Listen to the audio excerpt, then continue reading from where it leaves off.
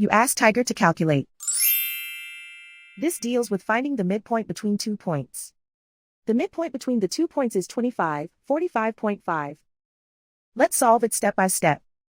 Plot the 2 points and calculate the midpoint using the formula. The coordinates of point 1 are x1 equals 15, y1 equals 13. The coordinates of point 2 are x2 equals 35, y2 equals 78.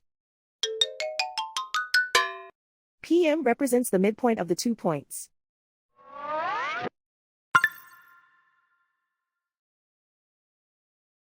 Use the x values in the midpoint formula to find the midpoints x. x1 equals 15.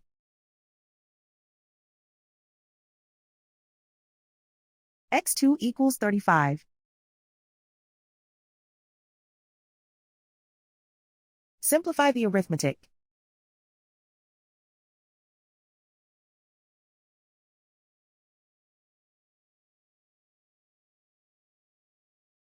Use the y values in the midpoint formula to find the midpoints y. y1 equals 13.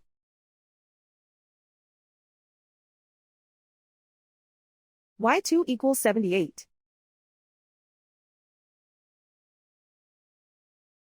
Simplify the arithmetic.